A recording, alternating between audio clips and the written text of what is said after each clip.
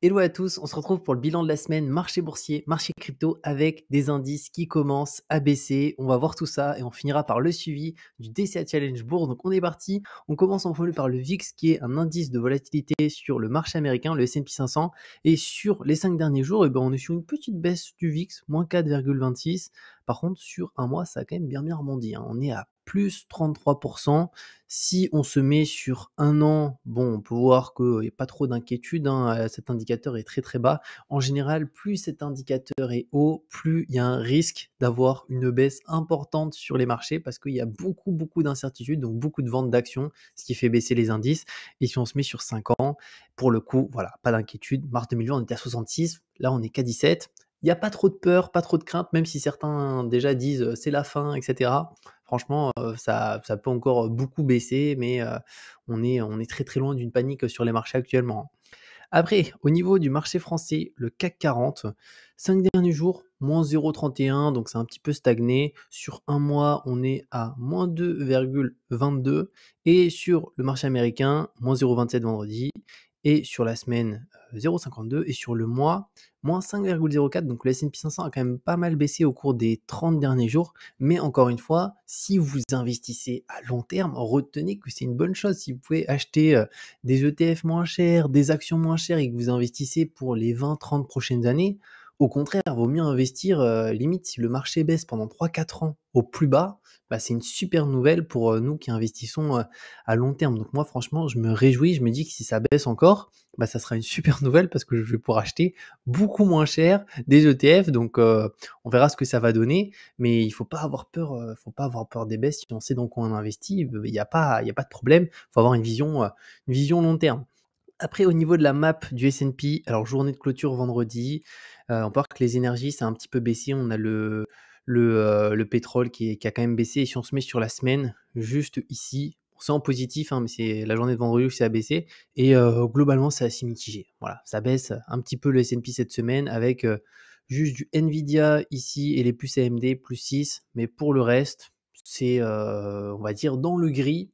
Il se passe pas grand-chose. Et on va avoir d'ailleurs ce mois-ci pas mal d'actualités. Alors tout ça, c'est le mois d'octobre, les amis. Donc on a l'ISM, donc ça c'est cette semaine.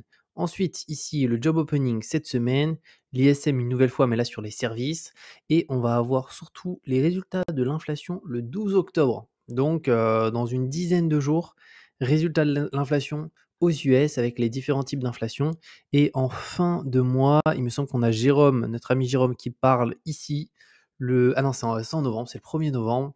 On a la conférence de presse de la Fed avec Jérôme et on a aussi les résultats, enfin les taux qui décident pour les prochaines semaines, voire les prochains mois. Qu'est-ce qu'ils font? Est-ce qu'ils baissent? Est-ce qu'ils laissent pareil? Est-ce qu'ils montent? Donc ça va être un mois quand même assez mouvementé, normalement, au niveau des actualités. Après ça, on va avoir notre euro-dollar. Alors là, sacré claque sur 5 jours, l'euro moins 0,78 sur un mois, moins 3,23%. C'est énorme, hein. En fait, pour faire simple, si on a un compte qui est en dollars, où on a, enfin, je vais donner un exemple, mais qu'on avait 100 000 euros qu'on a transformé en dollars, imaginons ça faisait 105 000. Si ça a baissé de moins 3%, on reconvertit tes dollars en euros, et ben on récupère plus 3% en euros, ce qui est vraiment non négligeable. Donc là, l'euro s'est pris une sacrée claque et j'ai l'impression que ça commence à repartir, hein, sur 6 mois. On peut voir que ça sent pas très bon. Là, c'était bien remonté. Là, ça commence à repartir. Et si on se met sur 5 ans juste ici, on avait remonté la pente début 2022, en octobre ici. On avait remonté la pente et là, on dirait que ça commence à repartir très bas. Affaire à suivre, on regardera la semaine prochaine. Après, notre fameuse action Orpea, alors qu'est-ce que ça donne? Eh ben, sur 5 jours, plus 12%. Bon, après, encore une fois, vision long terme. Si on se met sur 5 ans, c'est une falaise. Orpea, ça ne remontera jamais. Je pense qu'il y a quand même des personnes qui se disent qu'il y a peut-être encore un petit peu d'espoir. Franchement, vous êtes très optimiste. Et surtout, ce qui est intéressant, c'est la capitalisation. C'est qu'aujourd'hui, Orpea, c'est une toute petite small cap en termes de capitalisation. 91 millions, c'est rien du tout. Et vu que finalement, ça a pris moins 98%, c'était une entreprise qui avait une capitalisation de plus de 8 milliards. Donc ça s'est effondré, mais à un niveau. C'est-à-dire déjà, les gens qui ont investi ne font plus du tout confiance. Et une personne qui n'a jamais investi et qui voit ça, Bon, mis à part si la personne est un peu folle, elle a pas trop envie de rentrer là-dessus, quoi, hein. C'est catastrophique. Après les cryptos, alors pour les cryptos, ça a été une bonne semaine, hein. On va se mettre sur les 7 derniers jours. On peut voir Ethereum +5, BTC +2, certaines cryptos, donc des altcoins Solana +18, ADA +5. Donc on a une map qui est globalement dans le vert, donc une assez bonne semaine, hein, finalement pour les cryptos qui a été bien meilleure que le marché boursier. Après, au niveau des actus crypto, alors on a PayPal. Après son stablecoin, PayPal veut sa propre place de marché NFT. Je ne sais pas d'ailleurs ce que vous en pensez des NFT. Est-ce que vous trouvez ça intéressant, pas intéressant? Moi, pour le coup, j'ai essayé de regarder des vidéos de personnes hyper intéressantes, hacheurs, etc. Mais sur la partie NFT, j'arrive pas à comprendre. Franchement, enfin, j'arrive pas à comprendre l'utilité pour la majorité des trucs, surtout les trucs où on a t'achètes une tête de singe, 15 Ethers et au final tu as ça et tu as le droit d'aller à certains événements. Peut-être qu'il y a pas il y a des projets avec beaucoup d'utilité, mais pour l'instant, je sais pas. N'hésitez pas à me dire ce que vous en pensez, ça m'intéresse. Après, on a ETF Bitcoin Spot. La SEC impose une procédure supplémentaire. On avait vu BlackRock a lancé sa procédure pour mettre en place un ETF Bitcoin Spot. On a après aussi beaucoup d'autres émetteurs, d'autres entreprises qui ont aussi lancé leur procédure pour leur ETF Bitcoin Spot. Ça serait franchement une super nouvelle pour le marché parce que ça signifierait que ces émetteurs comme BlackRock, lorsqu'ils auraient leurs investisseurs qui investissent sur leur ETF, eux derrière, ils sont obligés d'acheter du Bitcoin. Et ils sont si gros aujourd'hui que ils ont beaucoup de leurs clients qui ne vont pas sur le marché des cryptos, tout simplement parce qu'il y a la question de la sécurité, il faut une ledger ou il faut pas laisser sur une plateforme. Là, si c'est BlackRock, il y aura une confiance beaucoup plus importante. Mais en tout cas, de ce qu'on peut voir, donc la SEC reporte encore sa décision sur les ETF Bitcoin Spot. Impossible de ne pas constater la mauvaise volonté évidente de la SEC des États-Unis dans le dossier des ETF Bitcoin. Situation qui a même valu à son détestable patron Gary Gensler de se faire officiellement gronder par le Congrès US en début de semaine. Peut-être restera-t-il finalement dans les annales comme le premier responsable de la SEC à recevoir une assignation à comparaître, cela afin de rendre des comptes sur sa capacité de ne pas prendre de décision. En tout cas, ce qu'il a indiqué, je ne sais où, il me semble que c'est là, l'ouverture d'une procédure appropriée à l'heure actuelle, compte tenu des problèmes juridiques et politiques soulevés par le changement des règles proposées, la commission n'est pas parvenue à aucune conclusion concernant l'une ou l'autre des questions en cause. Donc, pour le moment, voilà, ça va être assez long et en tout cas, si c'est validé, franchement, ça serait quand même incroyable, hein. Après, je pense si, BlackRock, ils se lancent dans cette procédure, ils sont si gros, les chances sont quand même faibles. Bon, on sait pas, hein. On verra, mais à mon avis, ça risque de pumper sévère si cet ETF spot est validé par la SEC. Donc on suivra ça. Ensuite, impôt, prêt immobilier, transport, que va changer le budget de 2024 de l'État pour les particuliers? Alors ça nous concerne, c'est un petit peu ce qui va se passer, au niveau du budget 2024 en France. Alors pour les petites nouvelles, on va avoir 25 milliards d'euros pour lutter contre l'inflation. Bien entendu, c'est pas pour chaque personne, hein, c'est pour toute la France et c'est pour visiblement lutter contre les prix. Donc ils vont certainement faire, baisser, certains prix. J'ai vu qu'ils augmentaient aussi, les aides. Donc si vous avez des aides, ça va peut-être augmenter. L'accès au prêt immobilier qui sera peut-être un peu plus simple. Bon, avec les taux actuels, je sais pas s'il y a beaucoup d'intérêt à investir en immobilier si le taux est à 6 5 et tout. Par contre, au niveau des péages, donc la hausse, du prix des péages, donc ils ont indiqué: «Pour favoriser la transition écologique, le gouvernement prévoit un budget de 40 milliards de dollars à cet effet». Une des mesures les plus observées cependant, c'est la taxe autoroute qui vise à taxer davantage les prestataires de services, dont Vinci, ont déjà affirmé que cela allait les forcer à augmenter le prix des péages. Donc voilà, Vinci, si vous prenez l'autoroute, ça augmente, encore. Je trouve ça tellement cher déjà l'autoroute, mais maintenant ça va être fou. Bon après, il y a des actionnaires à Vinci, hein, qui vont peut-être, en profiter avec des dividendes, mais il faut toujours qu'au final, il y ait, des personnes qui se disent: «Bon, je suis prêt à payer l'autoroute», parce que peut-être que les gens vont se dire: «Mais là, je suis plus prêt à payer en fait».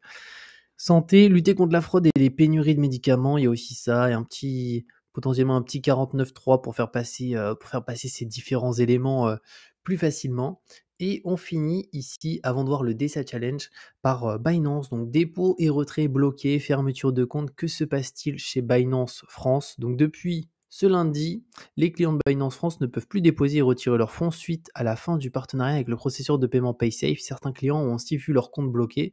Que se passe-t-il sur la plateforme et à quoi peuvent s'attendre les clients Alors tout d'abord, si vous avez, beaucoup de fonds sur Binance, en fait, ils avaient annoncé qu'à partir du 25 septembre, de base, on ne pouvait plus retirer en fiat. Donc on ne pouvait plus retirer d'euros, on ne pouvait plus déposer d'euros. Donc si vous avez toujours pas retiré, votre argent en fiat, vous pouvez quand même toujours l'envoyer, hein, sur, Bybit, sur OKX, sur une autre plateforme. Mais du coup, vous pouvez pas envoyer vos euros. Vous allez devoir, transférer, ces euros en USDT, en USDC pour les transférer vers, un autre compte. Donc c'est assez dommage visiblement, c'est compliqué et par contre, ils indiquaient un petit peu plus bas où en est la situation de Binance.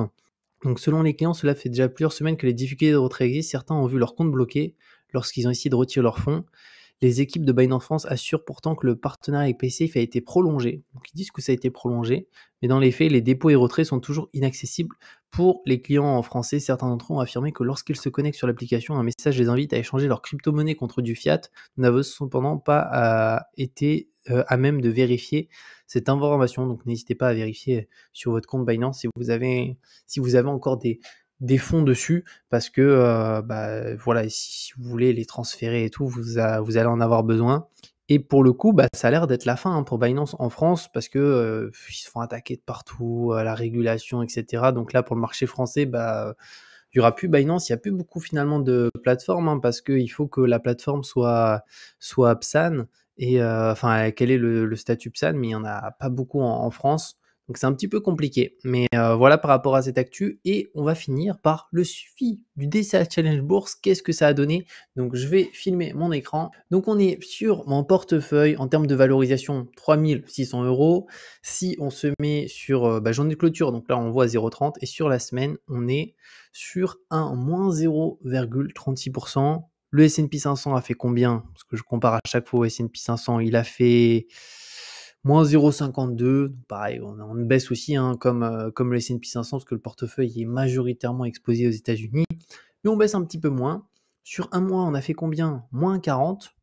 Le S&P 500 a fait moins 5. Franchement, c'est quand même pas mal, hein. On baisse. Ça va être dur de monter avec mon portefeuille quand le S&P 500 baisse.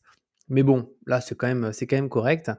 Et si on descend un petit peu plus bas, alors nos positions, elles sont là, toujours pareil. Alors ça, c'est journée de clôture, mais on reste sur les mêmes positions avec majoritairement du Smart Beta, World Quality, Europe Momentum. Et d'ailleurs, il faut savoir, parce que j'ai eu des questions par rapport à ça, au niveau de ce portefeuille, c'est un portefeuille que je partage juste toutes les semaines, tous les dimanches, mais c'est pas mon portefeuille personnel. Enfin, je veux dire, j'ai un gros portefeuille où vraiment, dès que j'ai de l'argent qui rentre, je mets dessus, qui est beaucoup plus important. Je partage d'ailleurs, hein, pour les membres de mon programme La Bourse Intelligente, on le partage tout entre le 1 et le 5 du mois, où là, c'est un portefeuille beaucoup plus important à 6 chiffres. Là, on est sur un portefeuille qui est plus petit, mais comme ça, je fais un DCA pour montrer quand même à chacun que même avec un petit DCA, au fil du temps, on va pouvoir créer quelque chose qui est très très intéressant. Voilà par rapport à ça. Et c'est à peu près tout. On continue à investir 500 euros par mois à ce niveau-là. D'ailleurs aussi, si ça vous intéresse, je vous mettrai en description, j'ai créé une liste des meilleurs ETF éligibles PEA. Vous pouvez la télécharger gratuitement, cette liste. Et c'est vrai que j'en ai pas parlé, je crois, dernièrement, mais elle est accessible. Je la rajoute en description. Et si vous investissez via un PEA, franchement, ça peut vous intéresser. Vous avez une liste, j'ai tout détaillé avec des graphiques, des données, etc. C'est hyper intéressant. Et c'est à peu près tout pour cette semaine. J'espère que ça vous a plu et on se retrouve très bientôt pour une nouvelle vidéo.